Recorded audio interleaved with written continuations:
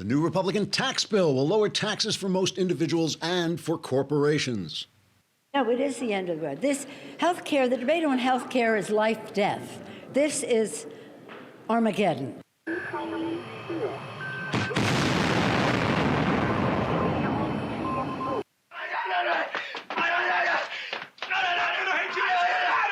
I'm hysterical. I'm having... After the universal devastation brought on by our leaving the Paris Accord and the end of net neutrality, only the smoking ruins of a once bright and beautiful Earth remained. But now with the tax bill, those smoking ruins have now been reduced to the smoking ruins of smoking ruins, in which even the dead have died and also will be paying lower taxes. But wait, out of the silent wreckage of humanity's self-destructive madness, a distant sound is heard, as of one rising from the post-apocalyptic deeps of unimaginable blackness. As the sound grows louder, a thrill of hope runs through the shattered remnants of what once was life on Earth. It's here. We're going to win with military. We're going to win with health care and for our veterans. We're going to win with every single facet. My,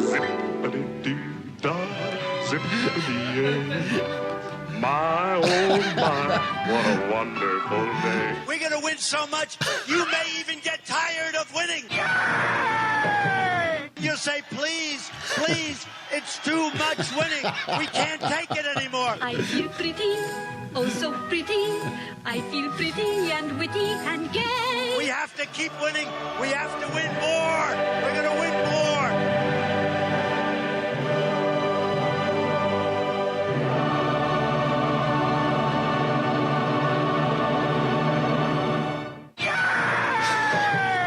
Trigger warning! I'm Andrew Klavan, and this is The Andrew Klavan Show.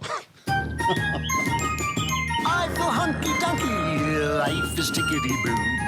Birds are winging, also singing hunky-dunky-doo. Ship-shape, tipsy-topsy, roll on the zippity-zing. It's a wonderful day, hurrah, hooray! It makes me want to sing. Oh, hurrah, hooray! Oh, hooray, hurrah! This is so much fun. It's the end of the year. It has been so much fun. It's the final mailbag day today. Those of you who got your questions in, and if I can answer, I'll answer as many as I can. Your New Year's is made. I mean, you can throw away your resolutions because I will have solved all your problems. My answers to your questions are guaranteed 100% correct and will change your life. I hate to say this, but sometimes, every now and again, for the better. Meanwhile, just to remind you, Another Kingdom, we're suspending it for the holidays, so it won't be on this Friday and won't be on next Friday. We will put up a little talk that Knowles and I did as a bookmarker, to keep your place. But catch up. If you haven't been listening to Another Kingdom, catch up, listen to the first 10 episodes. The next 3 will be there as the new year begins. So the House, as I was driving in, the House passed this bill. It's now heading toward the president's desk. They had this kind of thing where the Senate the House passed it, and then they found a glitch, so it couldn't be passed through reconciliation. So the Senate passed it, and then the House had to pass it again, and now the House has passed it again, and they did it.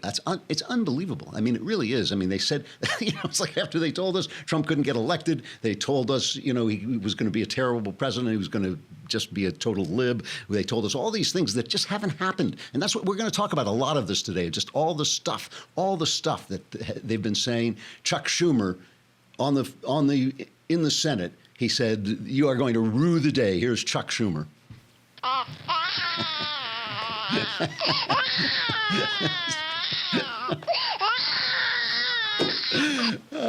He's crying, Chuck. He's crying now, but he's got a lot to cry about. Here he is for real. They will rue the day they did it. Given the bill's substance, it's no surprise they're in such a rush. 11th hour backroom deals have managed to only make their bill even worse. They don't want people.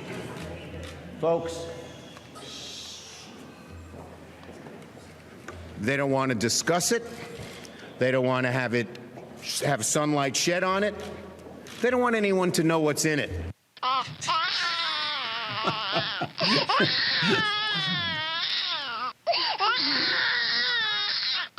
No one is listening to me. They won't listen to me. This has been, since the Democrat Party And CNN and NBC and ABC and CBS are all basically one entity. Now, the mainstream news media, we played this stuff yesterday. You could see it. The mainstream news media is simply an arm of the Democratic Party. They have put out this disinformation campaign so that most people think that their taxes are either going to go up or won't be affected. And so everybody hates this bill. So CNN first creates this situation, and then they celebrate it. Here's their reporting on the bill.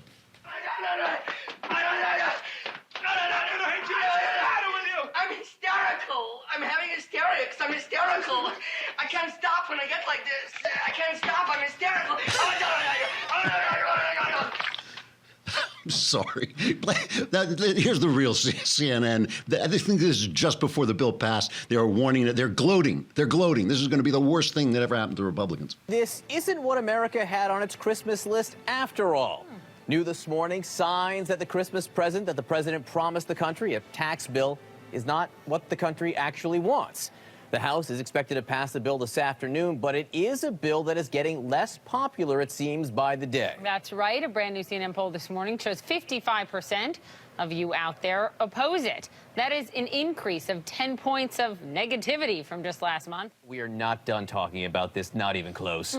Joining us now, CNN's politics reporter and editor-at-large, Chris Cillizza. Chris, 55% of Americans say they oppose this tax bill in our latest polling. That is greater opposition than it was just a month ago. And as Poppy was noting before, that opposition growing across all groups. What does that tell you? Oh, it tells you you're making a gigantic gamble if you're the Republican Party. We begin with what President Trump calls a big, beautiful Christmas present for America.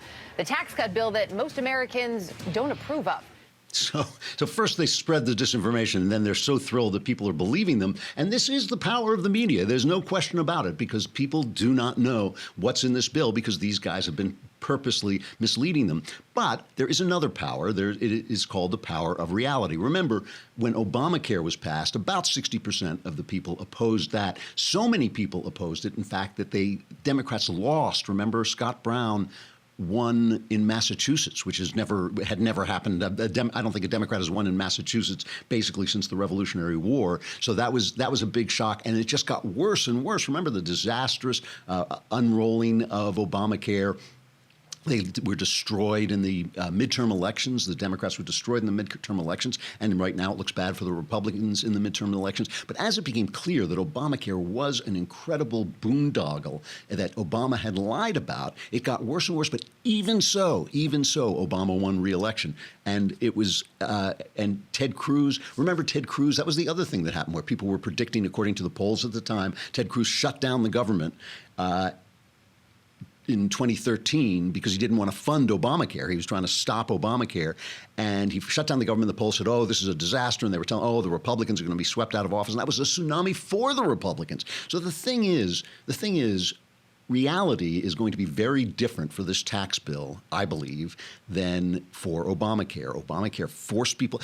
This is the other thing. It takes away the Obamacare mandate. That's probably one of the big, I keep forgetting that. I keep forgetting to mention that. That is a huge deal. It gives Americans, it takes away the evil of taxing Americans for not doing something. That was a tax on Americans for not obeying what the government wanted you to do. I mean, it was so wrong. It was so wrong. The Supreme Court should have struck it down. They really should have. There was no way that was a constitutional provision. They kept saying it's a tax, it's not a tax, and they just John Roberts gave them any interpretation they wanted. It was so wrong. This gets rid. I mean, this is a huge, as Joe Biden might have said, this is a big freaking deal.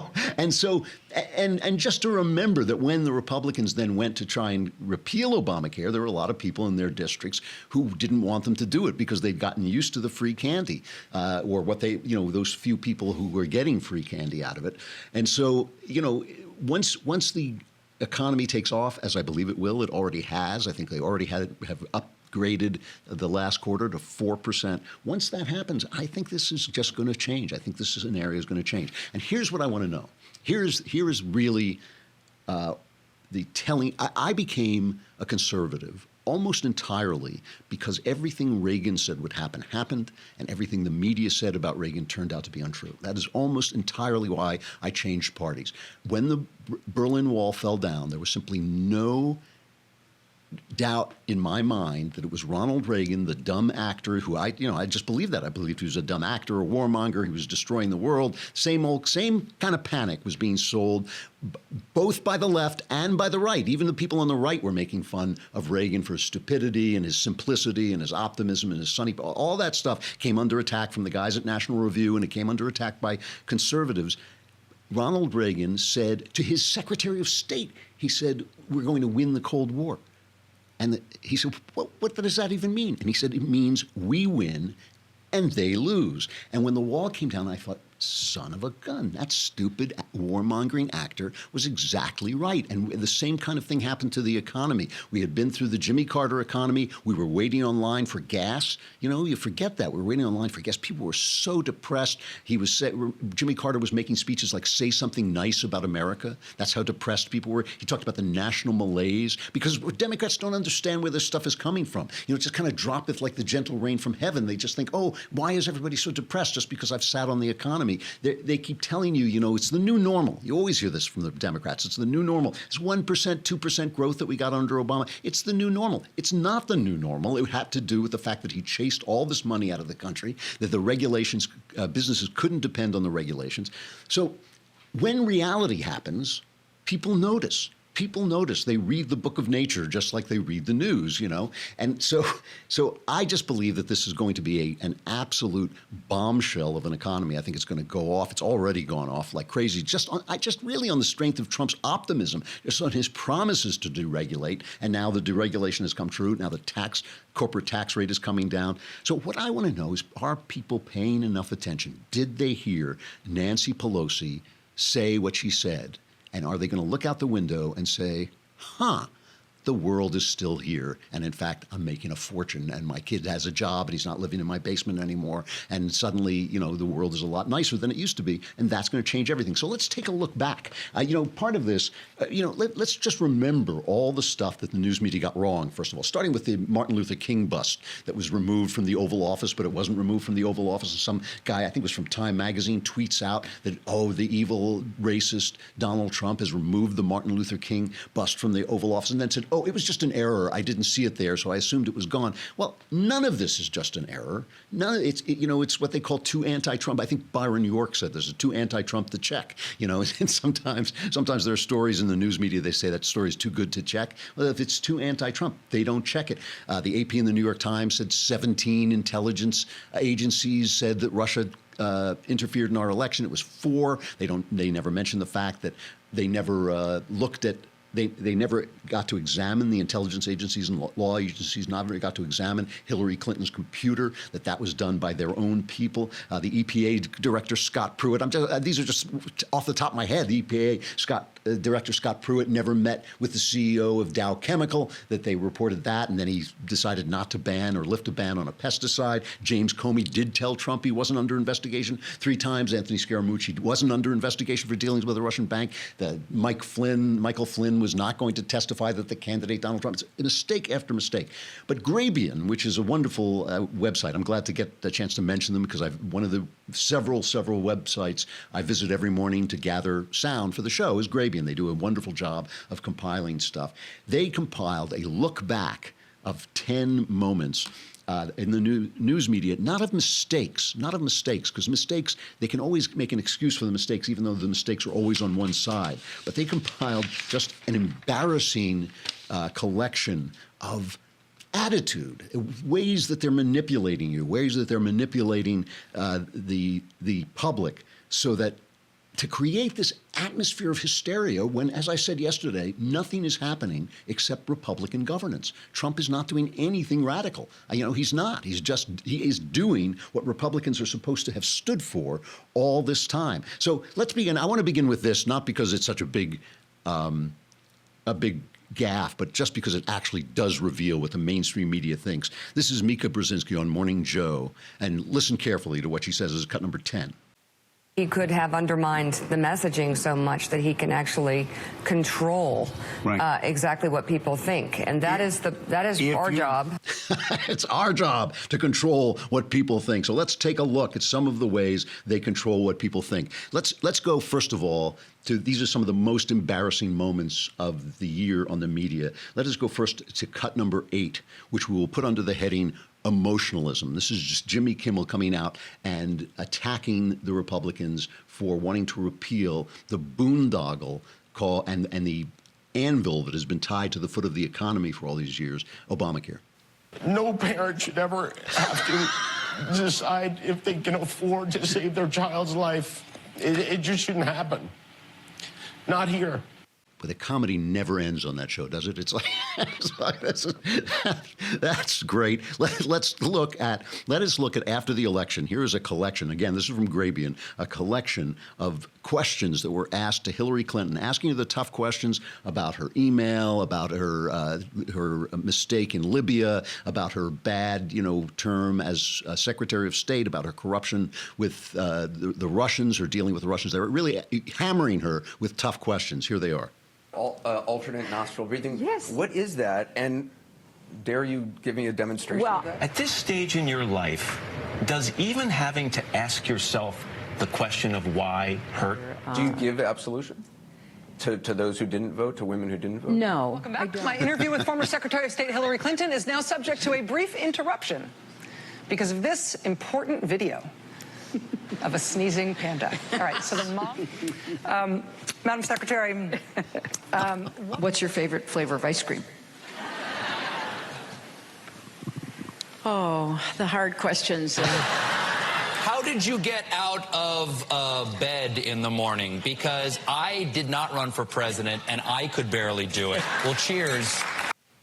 It's unbelievable. It is unbelievable. And the whole thing about Donald Trump, their attacks on him as a moral person, which I think are actually legitimate, they keep blanking out the fact that they were voting for Hillary Clinton. That was the choice we had, and there's just no taking that out of the equation. There was no taking it out of the equation that when you're talking about who we voted for, we were choosing between Donald Trump, who has done a lot of things that are questionable, his treatment of women and so on, the way he has lowered the tone of conversation, all of that. I'll accept all of those charges. But he was running against a crook. He was running against an incompetent. He was running against a woman who stood in front of the bodies of dead Americans and lied to the American public about how they got that way after Benghazi. She's an absolute gangster. And there he is, Stephen Colbert toasting her away. I mean, you can never forget that. Whenever my liberal friends come after me about who Donald Trump is, I acknowledge a lot of it. I think he's rude. I think he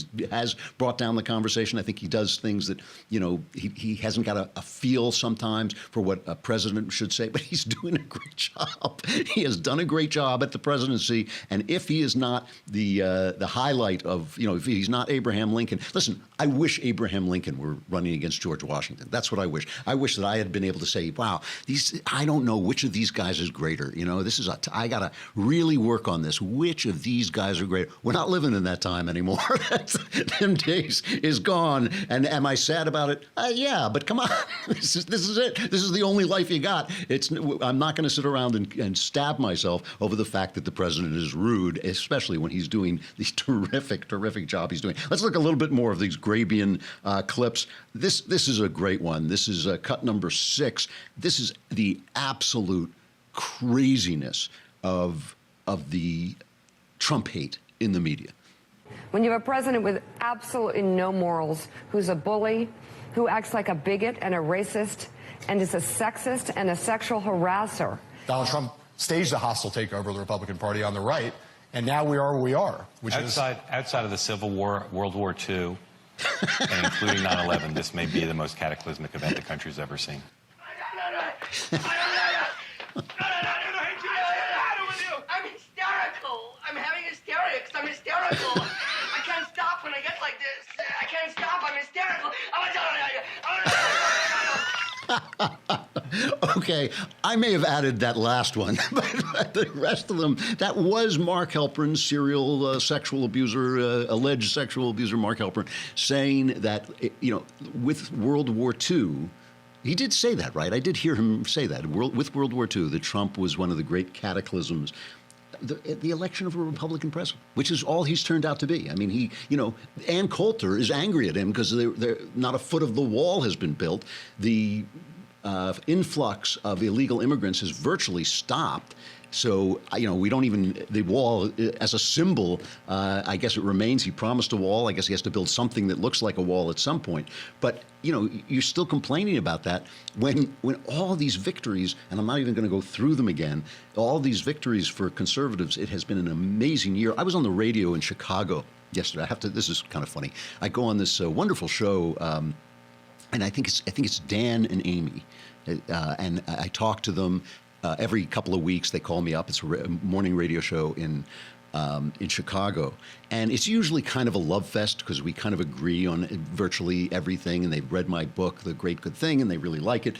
But the male host was out, and this guy, Sean, was stepped in for him just before I went in. The producer said, so it's Sean today. You want to say Sean and Amy.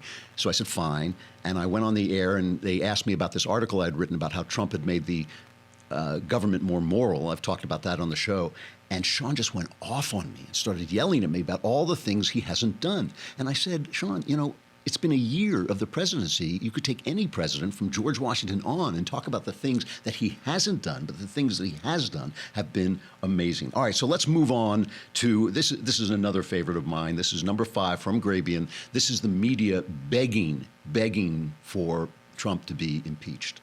That this could lead down the road to impeachment, but we weren't anywhere near that yet. Does this breaking news tonight change your view on that? Are we getting closer and closer to the possibility of yet another impeachment process? So in terms of impeachment, are you taking action, working with Republicans, or doing anything that would actually move that agenda forward? Do you harbor any hopes that you will find a conservative legal mind to match your desire to proceed with impeachment on the... Are you suggesting that President Trump should face impeachment? No, I'm not suggesting that. Congressman, what is your case for impeachment? Explain. Yeah, what do you think of this impeachment possibility? What's more needed to prove obstruction of justice than the president fires the guy coming after him after asking him to drop the case? What more do you need? Is that impeachment is the remedy? I mean, the president can't... It's the only remedy. Please impeach him. And the reason they want to impeach him is because Donald Trump Jr. has committed treason. I mean, this is the hyperbole. I mean, we've dealt with emotionalism, hysteria, now hyperbole. This is cut number 3. Does that mean that Paul Manafort, Jared Kushner are bordering on treason as well, as along with Don Jr., and then also that Michael Flynn is bordering on treason, and that the president himself is bordering on treason, because all of them have sought out damaging information about Hillary Clinton from the Russias? Thirdly, there's outright treason. I mean, there is no question that what he is doing is giving aid and comfort to the enemy. Donald Trump Jr., what he did was a threat to our democracy and borderline treason. Is the facts reported in the New York Times article come very close, if not crossing the line, with respect to treason, if those facts are true. It's treason. It's treason. None dare call it treason. I mean, so this is the news that people are getting, right? It's treason. It's Russia. Russia's taking over. Jimmy Kimmel's kid is dying because of the Republicans, and it goes on and on and on.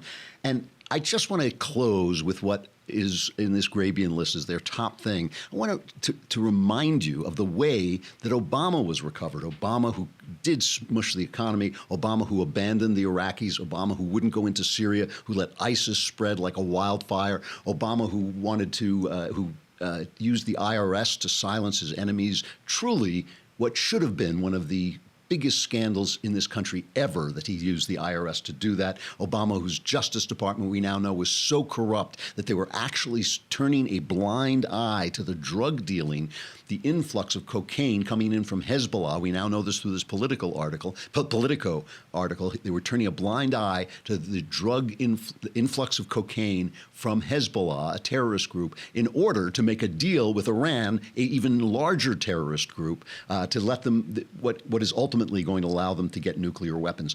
This is the way the reporters treated Obama. We've seen a lot of achievements over the past 8 years, including signing hate crime protection legislation, don't ask, don't tell repeal, marriage equality nationwide, and ensuring transgender people feel visible and respected. How do you think LGBT rights will rank in terms of your accomplishments and your legacy? Thank you, Mr. President. Long before today, you've been considered a rights president. Under your watch, people have said that you have expanded the rubber band of inclusion, and with the election and the incoming administration, people are saying that rubber band has recoiled and maybe is even broken. And I'm thinking back to a time on Air Force One going to Selma, Alabama, when you said your job was to close the gaps that remain. And with that, what gaps still remain when it comes to rights issues on the table? And also, what part will you play in fixing those gaps in your new life? And lastly, the least I can.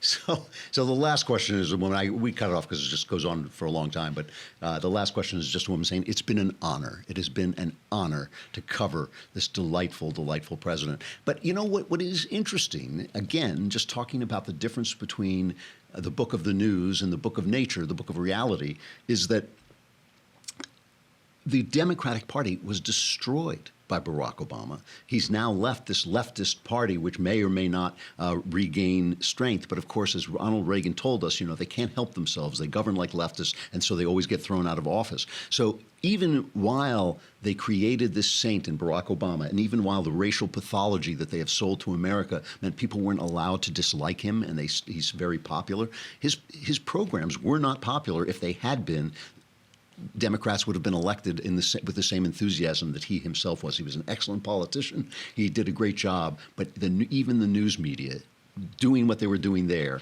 and doing what they're doing to Trump, cannot override reality. So we'll see. We'll see what happens. The 2018 midterms look dangerous right now, but we'll see what happens if the economy takes off. We've got the mailbag coming up, the last mailbag of the year.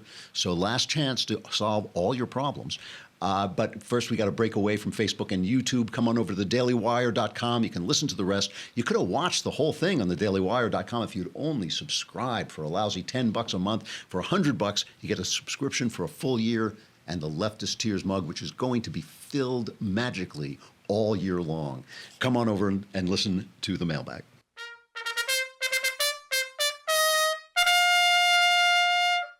All right, the mailbag.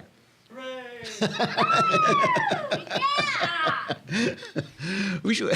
All right. From Lucian, I'm an aspiring writer of fiction, and I'm just wondering what your best advice would be for someone who is fully Christian but wants to write well. Good point. I keep writing the God ending or that theme, and I'm wondering how to write as a Christian, but not just for Christians without being preachy. It's a really good question. I talk about in my book of my conversion, The Great Good Thing, that one of my prayers as I realized that I was becoming a Christian is, please, Lord, don't make me a Christian novelist, because I just hate that stuff. I hate that happy talk stuff. I even hate when one of my favorite writers, C.S. Lewis, does it. So many of his Lion, the Witch, and the Wardrobe, his Narnia books, basically set up this beautiful fairy tale, and then the lion who represents Christ comes on and solves the whole problem. And I think that is the way that Lewis saw the world, and those are very popular. And so the question Lucian is asking is twofold. First of all, there is a huge audience for sappy Christian fiction. There's a huge audience for sappy Christian fiction, and there's a huge contingent of people who complain when their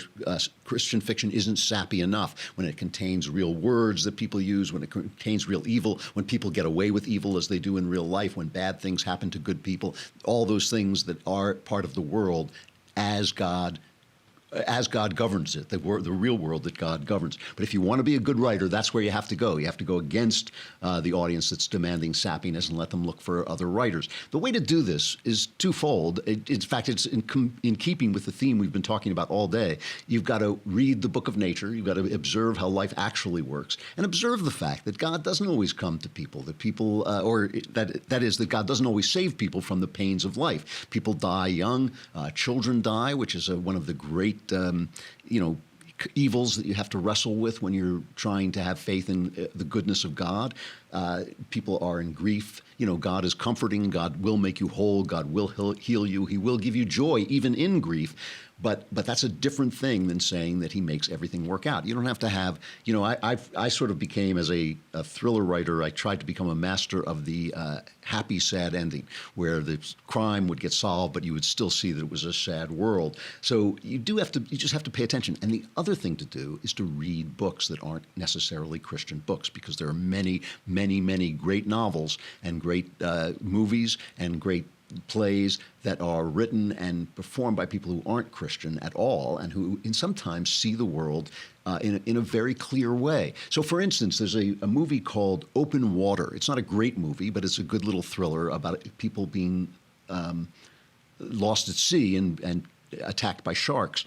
And I always really like this movie because it's a nihilistic movie. It's a movie about how there's no meaning in life at all, except maybe the fact that we love one another. And because of that, it doesn't let gooey Christian thoughts get in the way, and it actually observes the things that happen in life very accurately. And frequently, nihilists are able to do that, where Christian writers get lost in this misty glow of trying to project their inner life, the inner beauty of Christian living, onto the outer world, which is full of brokenness and tragedy. So pay attention to life and read.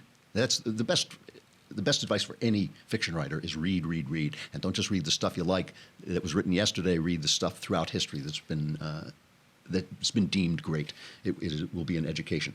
From Kyle, I am a dear bastion of conservative morality. Oh boy, I hate to get that tag. I'm not sure I'm putting that on my business card. I'm a 21-year-old male that many people say acts much older than I am.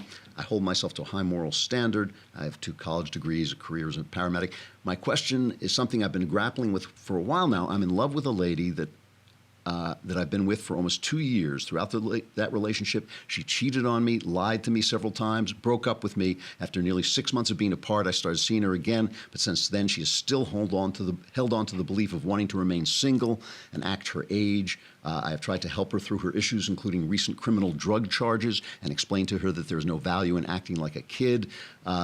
She does not take this advice or like the advice. She wants to experience things so she can grow up at her own pace. It's been very painful to me, and though I am able to be faithful to her, because I've always been monogamous, I still can't help but feel that I'm being taken advantage of and maybe missing more promising opportunities in attempts to help her and be with her. I ask you for your advice, as I do love her, but being with her is more painful than I think love should be. Here's my advice: dump her.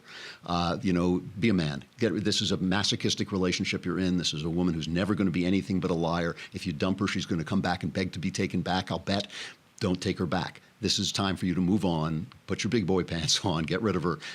She's just trouble. She's a self-destructive person, and you are being self-destructive by being with her. There are plenty of good women out there who will help you in your life and help you move forward. They will have troubles. You'll have to help them through, but they won't be the troubles of cheating on you and lying to you and taking drugs. That's never going to work. That is never going to work. She may reform. She may pretend to reform. You haven't got time. You've only got your life. Go get yourself another girlfriend. I'm telling you, this is manhood time. This is what a man has to do sometimes. We all fall in love with people who are bad for us. You'll fall in love with somebody else who's good for you. Do it. That's my advice. All right.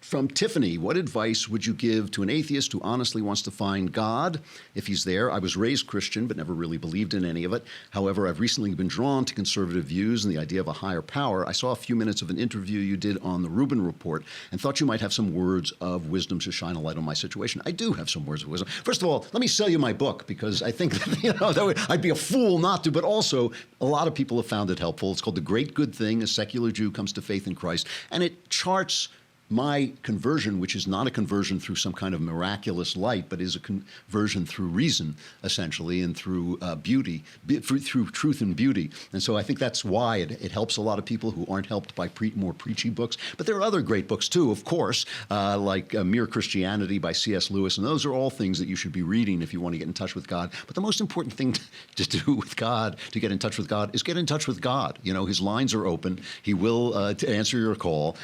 Pray to him. I have a video somewhere that I think you can still find on YouTube called Find God in 60 Days. And it talks about how to pray. And it's a jokey video, but it's serious too, which is that I talk about every day, every single day, get yourself alone so you can speak out loud and pray to God for 10 minutes if you've got the time, 10, 15 minutes. Talk to him out loud. And the reason I say out loud is when you speak out loud, you finish your sentences and your ideas don't trail off and you don't go off into some kind of fantasy world of your own. You are directed to be in conversation. God will answer you. This is the Andrew Klavan guarantee. If God doesn't answer you, I will give you your afterlife back. You know, I will give you your meaningless life back. He will answer you, and do that. You know, I recommend doing it for 60 days, but do it for as long as it works for you. He will talk to you, and I think you should be reading the Bible, especially the Gospels. I think you should be reading books like C.S. Lewis's book, and I do recommend mine with a whole heart. You know, I don't feel bad about doing that. But while you're doing that, you should also be talking to God. I mean, the Bible is a way of knowing God so you don't mistake God for your father who might not have been that nice to you, and you start to think, well, that God's going to be like that. The gospel is a good way of finding out who God really is through Christ. And while you're doing it, talk to him, and you will see. He will answer you. You will find amazing things happen. Truly amazing things. You will go to bed with a question and wake up with an answer. All kinds of things will happen to you, and it will be a worthwhile experience. Try it. All right. Let's see. I have time for a couple more. From Anthony, my girlfriend and I have been dating for 3 years now and are getting to the part of our relationship where we're discussing marriage. The one big thing is in the back of our minds, that is, I'm Christian and she's Jewish. I've studied the faith and I'm a firm believer in the Bible. She, however, knows very little about Judaism but keeps it as a heritage thing rather than a religion. I've tried to open up to her about Christ and she seems interested but also hesitant due to her heritage and the pressure from her family. Any advice on how to go further would greatly be appreciated. Well, first of all, you have to ask yourself if it's a deal breaker for you if she remains not a Christian. And I think that's important for a couple of reasons. It's not a good reason to convert because she wants to be married to you. That's not a good reason to convert. The only reason to become a Christian is if you believe that it's true. That's the only reason. The only reason to become a Christian is if you think it's true, because why should you believe in a fantasy? That's a silly way to live. So if it's a deal breaker for you, then you've got to deal with that. If it's not, you don't have to convince her. Live as a Christian, act as a Christian. That will be more preaching than, she needs. You do have to discuss before you get married the children, because that will be a big deal. You're going to want to raise those children Christian. You're going to want to know that she is on board with that. And don't, by the way, sell the heritage point short. I write about this in The Great Good Thing, too, about being a Jew, because I'm a Jew who converted. And I write about the fact that Christianity has a 2,000-year history of oppressing Jews, and that Jews feel that Christians are the enemy, and that is written into the blood of Jews, and there's a point to it. Obviously, in America, the Christian church is one of the best friends the Jews have ever had anywhere, but it takes a long time for those thousands of years of accrued history and accrued oppression to be washed away by the good behavior of most Christians in America today. So, you can't really take that away. I mean, like, people, when I converted and I told a Jewish friend that I'd been baptized, and his first words to me were, "They'll still kill you. They'll still kill you." That was the first words out of his mouth. Not congratulations, not, "Oh, that's interesting," but "they'll still kill you." So that goes very deep. But discuss the children and discuss with yourself whether that's a deal breaker, because you shouldn't be converting her in order to marry her. You should only convert if she's convinced, and you shouldn't spend a lot of time berating her and preaching to her about this. I want to find the one that I said I was going to deal with. Let me just see if I've got it here. Yes, here it is. From Dylan, "Dear all-knowing Klavan, love your show. I've been happily married for about 1.5 years to my amazing and loving wife." Good on you, pal. However, in regards to my in-laws, there's a lot of conflict. My wife has confessed to me while we were dating that her brother is gay, and recently that her younger sister is following transgenderism and now identifies as a boy. As a Christian, I continue to treat both of them with the utmost respect and love them as Christ has called us all to love. The problem, however, is I'm afraid of exposing my future children and trying to explain what it means. I don't want them to choose that lifestyle at a young age. My wife and I have established wanting to raise our children based on Christian principles, yet I don't know how to one day talk to my future kids about my in-laws being gay and transgender. It's been an issue I've been praying about, and I don't know how to go about it. What should I do? Well, first of all, Dylan, I'm really glad that you're treating them with love and respect. It is what I believe Christ would want you to do. It is not for you to judge where they stand with God at all. But I do understand where you're coming from. The other thing about this is they're going to meet. in their lives, gay people and transgender people. And so this is your opportunity to help them to meet those people with love and understanding, but not necessarily to find it seductive or appealing. I mean, look, if you raise them in a happy home where you treat your wife with respect and she treats you with respect and you treat God with respect, and they are going to take your principles seriously. Now, you know, I don't know. I believe that most gay people are gay genetically. I believe that that's true. The transgender thing seems to me a little bit more of a girl who thinks she's a boy who thinks she's a girl is by definition deluded because she's not a girl. So that to me seems to me more of a delusion. But the point is, you want them to come to the place that you're at, which is that you treat these people with love and respect, but you feel that the Christian path leads another way. And I think that this is your opportunity to teach them that in the close quarters. I mean, of course you're worried about it, but they're going to make much worse things than that. They're going to find much more evil in the world than that, certainly. And they're going to meet more gay people, and you're just going to want to teach them your approach to this, which seems to me, you know, a really good approach. It's not mine. I don't necessarily share your attitude about this, but at least you're treating them with love and respect, and that's all anybody can ask of anybody. You have the right to your opinions, as I do to mine. Fair enough? Yes? Yeah. All right. Let me do one more here. Yeah, okay, here's a good one from Yago. Hey, Andrew, I'd make a comical title for your name, but it doesn't feel appropriate given the nature of my question. My dad, actually my stepfather, but he is and always will be my dad, is going through a difficult emotional period. I've seen him drinking and smoking a lot, and he's recently been subtly mentioning contemplating suicide. I've confronted him, told him to seek therapy or marriage counseling with my mom, but either he is too proud and stubborn or has given up entirely and refuses to take my advice or even acknowledges he needs help from a therapist. I can only have so many emotional and hard conversations with him that don't solve or change anything because no matter what I say, nothing gets through. I don't know what to do. There's a lot more I could say, but I need some advice. And if you could maybe give a few words for my dad, I think he could benefit from hearing what you went through during your darkest hour. Okay, well, first, let me say this to your dad, okay? To your dad, I would say this. When I went through my darkest hour, I was absolutely convinced that I was in the pit of hell. I was in the pit of deepest darkness. There was no way out. I was contemplating suicide. I was thinking of killing myself. I was inches away from the daylight. I was steps away from the daylight. Everything was about to change. Everything was about to turn around. My entire life since that moment has been a life of increasing joyfulness, even in grief, even in sometimes sorrow. You do not know where you are. Only God knows where you're standing. So if you're in despair, you might want to think about that. The other thing is, in your letter, this is to you, Yago, in your letter, you keep talking about what you're telling your father, but you never talk about what he is telling you or whether you're listening to him. And I wonder whether you're listening enough. I wonder whether you're just letting him talk. Really, the most important thing you can do for someone who is suicidal is listen to them. It's not tell them, give them advice. Advice can always be gotten around. In fact, it gets to be almost a game that people in despair play with you.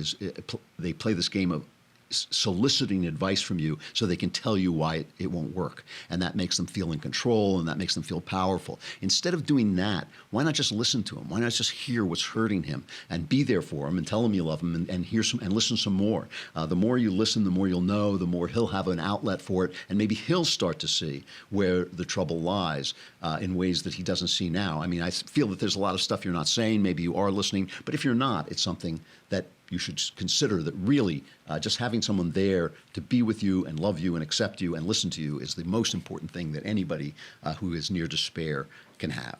All right, we'll end it there. We're losing time. God, you know, I don't know about you guys. I'm already on vacation. I mean, am I the only person who feels like this? I realized at midnight last night, oh wait, you know, I still have to come in. So let's go to Tickety Boo News. I just wanted to point out. Oh, there it is. I want one of those flags. You know, Austin just draws it. He doesn't give me the flag. You know, I noticed this little story. The Food and Drug Administration it's really hard to get approval from the Food and Drug Administration. It always bugs me, for instance, when they have something that treats a fatal disease and they say it may be unsafe. And I think, you're already dying. Try the thing. So they're very obsessive about not giving approval. But they have approved a groundbreaking gene therapy that treats a rare form of blindness. Now, there's all kinds of troubles with this. It's very rare. There's only a couple of thousand people in the United States who have this form of blindness. And the treatment itself, they're talking about charging $1 million for it. And part of their logic is that sight is so valuable that we should be able to charge you for giving you your sight back. And that has a conversation for another day. The drug companies are really out of control, and it needs to be the way that drugs are licensed and the way they're sold around the world. All of that needs to be looked at. But this is an amazing thing. This is a genetic disease that destroys, and they inject this into your eye, and your eyesight comes back. And, Jesus said that if you believe in me, you will do miracles even greater than mine. And a lot of people look at that and they say, that really means that the world that is transformed by the presence of Christ is going to do these miracles, and those things are starting. Just looking very quickly, because I'm out of time, but looking very quickly at some of the news this year that doesn't get reported. Researchers at MIT and UC Berkeley have figured out how to pull water out of the air. And this is water that has humidity as low as 20%. I mean, this is that's a revolutionary thing, in the same way that the the green revolution of the 60s and 70s made it possible for our population to grow and keep feeding people. This means that people in places where there's not enough water will have enough water. Harvard University scientists have figured out how to turn hydrogen, the lightest of all elements, into a metal. This is a feat that has been studied by researchers for nearly 100 years. It could revolutionize the world because the properties of metallic hydrogen could lead to faster supercomputers, levitating railways, and advances in energy that could literally power rocket ships deep into our solar system. I mean, this is amazing stuff. They've made huge steps in growing human organs in pigs and regenerating human organs, programming your body to regenerate human organs. Think of all our veterans who have lost limbs who might help by that. It's an amazing world. And of course, this one thing that I keep thinking about is they've got a smartphone heart monitor. I had to go and get scans the other day, which all turned out to be great, thank God. But it was amazing. It was amazing. I lay down on a table for a minute. A thing passed over me. It wasn't that thing where they stick your head in an oven, so you feel like you're suffocating. It was like this thing passed over me, and they said, "Yep, you're okay." You just think, "Wow, I'm glad I live in this world instead of the world where, like, they say, oh, by the way, you're dead. We didn't know anything was wrong with you, but now you're dead. Sorry." It's like, so remember all this as they're peddling all the hysteria and all the craziness and all the sadness and sorrow, and the world is ending because they cut your taxes, and the world is ending because of net neutrality, and the world is ending because we're out of the Paris Accord. The world's not ending, and it's actually getting a lot better. Tomorrow, the last show before the new year, and prepare for the Klavanless holidays. They are coming. I'm Andrew Klavan. This is the Andrew Klavan Show. We'll see you tomorrow.